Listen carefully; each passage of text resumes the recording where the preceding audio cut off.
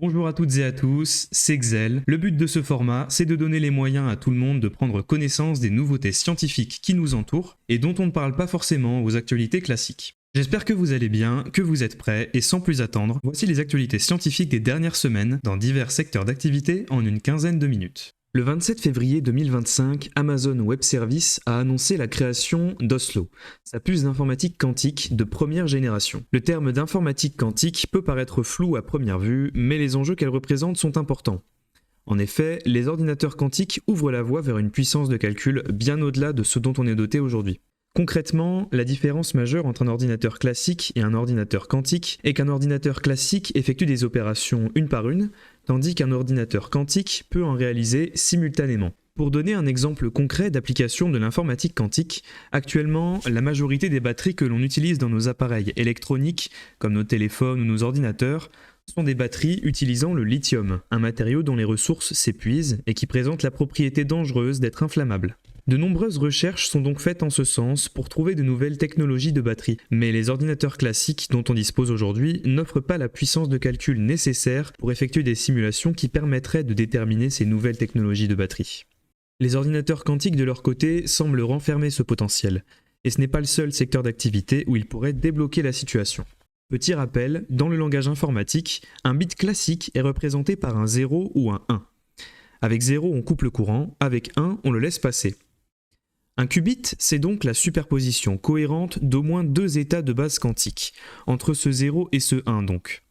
Bon, pour dire les choses plus simplement, ça peut représenter ce 0 et ce 1 à la fois, en se basant sur les principes de la physique quantique. Pour donner un ordre d'idée de la puissance de calcul théorique des ordinateurs quantiques, on estime que pour n qubits, la puissance de calcul d'un ordinateur quantique sera de 2 puissance n.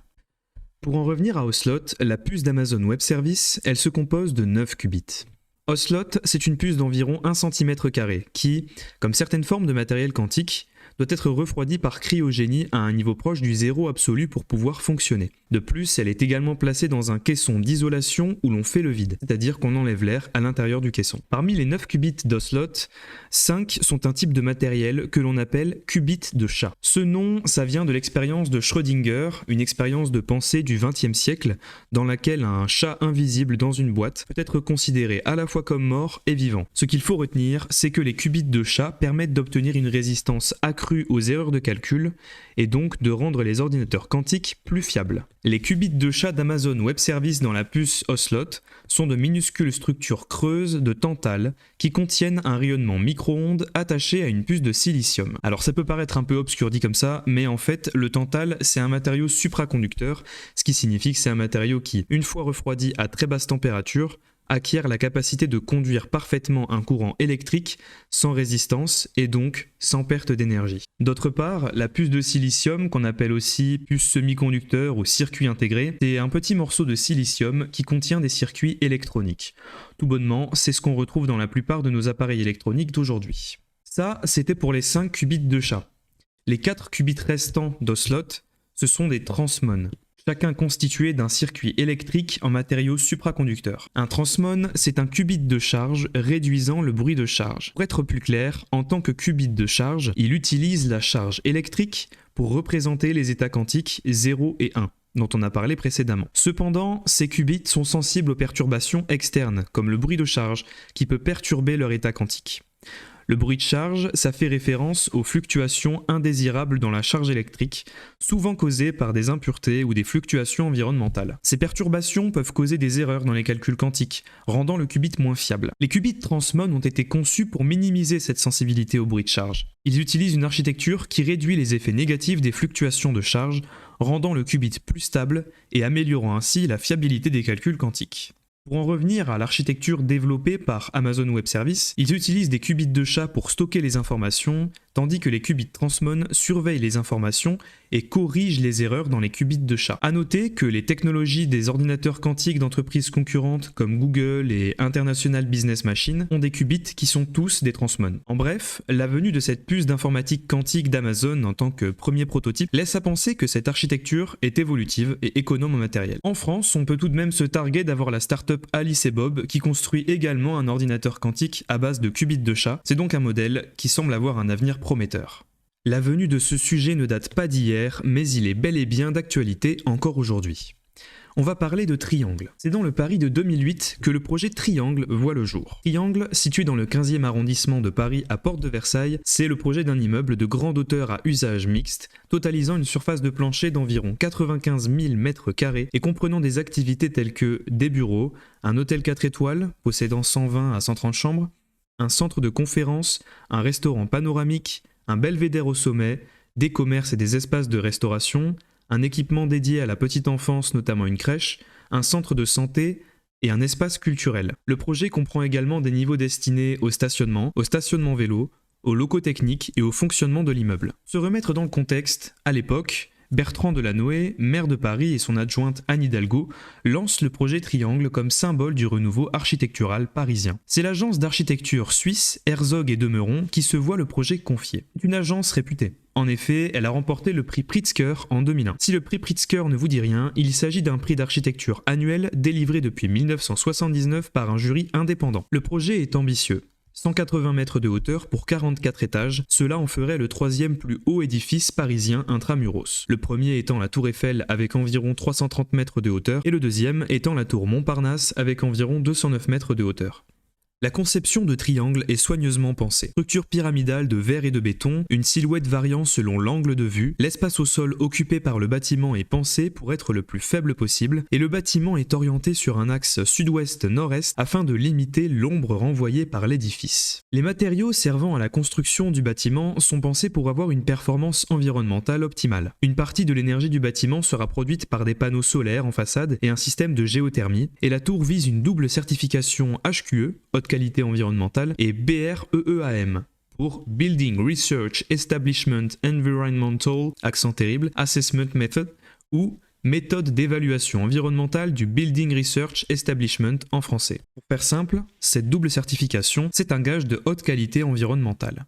De plus, le projet intègre la construction d'un jardin public d'environ 8000 m² autour de la tour. La tour doit générer des milliers d'emplois, directs et indirects, tant pendant la construction qu'après l'ouverture. Des personnels de bureau, de l'hôtel, de la restauration, de la maintenance, etc. Par ailleurs, la nouveauté de ces infrastructures pourrait également aider à attirer ou retenir des entreprises internationales qui cherchent des espaces modernes au cœur de la ville. Malgré tous ces points positifs et innovants, la tour a fait face à de nombreuses épreuves. En effet, les opposants au projet utilisaient le terme de manhattanisation pour exprimer leur peur d'une déformation du patrimoine mobilier parisien. Dès le lancement du projet, en 2008-2010, des associations retardent le lancement du projet. En 2011, une enquête publique de la mairie de Paris conclut à un avis favorable sous réserve quant à la modification du plan local d'urbanisme nécessaire pour autoriser la construction. Politiquement, le projet rencontre d'autres difficultés. En novembre 2014, le Conseil de Paris rejette une première fois la construction de la tour lors d'un vote à bulletin secret. Après quelques modifications, le projet a été représenté et finalement approuvé en 2015 par 87 voix contre 74. Unibail Rodamco Westfield, multinationale française, premier groupe coté de l'immobilier commercial au monde et le promoteur immobilier du projet. Suite à la victoire politique du projet, la bataille se déroule maintenant sur le plan juridique. Les associations de défense de l'environnement urbain ont déposé des recours contre le permis de construire délivré aux promoteurs du projet. En avril 2019, le tribunal administratif de Paris rejette les recours et estime le permis conforme. Puis, en juin 2019, le Conseil d'État a à son tour refusé de suspendre un décret gouvernemental lié au projet. Les derniers obstacles, politiques et juridiques, semblent être levés. Mais c'est sans compter sur le déclenchement d'une enquête du parquet national financier en 2021 pour soupçon de favoritisme envers le promoteur immobilier. Au moment où cette vidéo sort, l'enquête suit encore son cours et aucune inculpation n'a été prononcée. Mais cette menace judiciaire reste présente dans la tête des acteurs impliqués dans la construction de la tour. Ce défi technique illustre le climat de suspicion qui a pu régner autour d'un projet d'aménagement urbain de cette ampleur à Paris, impliquant de grands groupes immobiliers et les pouvoirs publics. Les travaux préparatoires débutent finalement en fin 2021 et le gros œuvre démarre en février 2022. Mais malheureusement, le 26 septembre 2024, un accident a lieu sur le chantier. Un ouvrier trouve la mort après la chute d'une lourde poutre au 10e étage de la structure. Le chantier est suspendu pour quelques temps et des mesures sont prises pour renforcer la prévention et la formation sur site. Le chantier reprend et est toujours en cours aujourd'hui pour tenir son calendrier prévu à 2026. Ce projet, toujours d'actualité, est donc marqué par la dualité opposant ceux pour un renouveau architectural parisien et ceux étant contre. Je vous laisse vous faire votre avis sur ce cas. Avec l'arrêté du 21 février 2025 et la loi de finances pour 2025, le seuil des opérations d'autoconsommation collective passe à 5 MW, voire jusqu'à 10 MW avec dérogation pour des grosses opérations, contre 3 MW auparavant. L'autoconsommation collective, aussi appelée autoconsommation virtuelle dans d'autres pays, c'est un modèle de partage de l'électricité à l'échelle locale. Le plus souvent, la production est assurée par des panneaux photovoltaïques, mais maintenant, grâce à ce nouvel arrêté, la production pourra provenir de sources hydrauliques ou éoliennes, du moins c'est favorisé avec cette nouvelle mesure. Concrètement, la loi de finances exonère de taxes sur l'électricité les opérations d'autoconsommation collective pour les centrales de moins d'1 MW, ce qui baisse de 25% leur facture. Ce modèle de valorisation économique de notre consommation électrique se démocratise. On note qu'il y avait 305 opérations en service en 2023 contre 773 en fin janvier 2025. Ce qu'il faut en retenir de tout ça, c'est que ce moyen de partager l'énergie est désormais plus favorisé qu'auparavant. Si vous souhaitez plus de détails sur ce mode de consommation ainsi que sur d'autres modes existants, je vous renvoie vers les liens en description. Zulu 6. Si ce nom ne vous dit rien, il s'agit là d'un projet fluvial innovant annoncé depuis 2018 par l'armateur Sogestran. Zulu 6, c'est une péniche à hydrogène. Plus précisément, elle est propulsée par de l'électricité produite à partir de l'hydrogène. Elle fait 55 mètres de long et est équipée de 2 piles à combustible de 200 kW fournies par le développeur et fabricant canadien de piles à combustible Ballard Power Systems. Zulu 6 transporte 300 kg d'hydrogène carboné dans un conteneur sécurisé. Il dispose d'une autonomie de 500 km et relie le port de Gennevilliers dans les Hauts-de-Seine à Paris à Bonneuil-sur-Marne dans le Val-de-Marne avec une capacité de charge de 400 tonnes. 5 millions d'euros, c'est la somme investie dans ce prototype par Voies navigables de France, l'ADEME, l'Agence de la transition écologique, et la région Île-de-France. L'objectif, proposer une alternative aux camions plus polluants pour acheminer des marchandises en utilisant la Seine. La contrainte majeure, encore au moment où cette vidéo sort, c'est l'absence d'une station de ravitaillement en hydrogène sur les quais d'Île-de-France, ce qui contraint d'importer le carburant des Pays-Bas. Cela représente une contradiction dans la mesure où l'on cherche à minimiser l'impact environnemental. De plus, manipuler de l'hydrogène reste loin d'être anodin. Les normes de sécurité doivent être respectées à la lettre pour ne pas risquer d'accident. Malgré ces obstacles, l'espoir demeure. Zulu 6 reste dans l'attente d'entités importantes prêtes à investir des moyens et développer des infrastructures pour potentiellement faire de l'hydrogène une voie d'avenir. Le 10 mars 2025, William Parker et Richard Linares, chercheurs du MIT aux États-Unis, et Mathieu Brun, chercheur de l'université de Birmingham au Royaume-Uni, déclarent que nos émissions de gaz à effet de serre pourrait également avoir des conséquences sur notre présence dans l'espace proche. En effet, il s'agit là de la contraction progressive de la thermosphère sous l'effet des émissions de gaz à effet de serre. La thermosphère, c'est la 4e couche de l'atmosphère terrestre, située entre environ 80 à 500 voire 1000 km au-dessus de la surface terrestre en fonction de l'endroit où l'on se situe. Elle est principalement composée d'atomes d'oxygène, d'azote et d'hélium. Je ne vous apprends rien, les gaz à effet de serre participent au réchauffement climatique. Plus précisément, ils retiennent le rayonnement infrarouge. Mais par conduction, ils absorbent également la chaleur de la haute atmosphère, participant ainsi à rendre la thermosphère plus froide, elle se contracte alors et devient moins dense. Ce qu'il faut retenir de ça, c'est que qui dit densité moindre dans la thermosphère, dit moins d'atomes d'oxygène, d'azote ou d'hélium rencontrés pour ralentir les satellites. Ce qui implique une traînée moindre pour les satellites en orbite basse situés dans cette thermosphère. Ça peut sembler positif, parce que d'une part, ça leur donne le potentiel de naviguer plus longtemps dans l'espace, mais le problème, c'est qu'en réalité, ça augmente les risques de collision et donc de produire davantage de débris spatiaux par manque de place. Cela laisse également moins d'espace pour le lancement de nouveaux satellites. D'ici 2100, la capacité de la région à porter des satellites pourrait ainsi se voir réduite de 50 à 66%. Cette nouvelle peut paraître inquiétante quand on sait que ces satellites sont nos outils pour communiquer ou encore nous repérer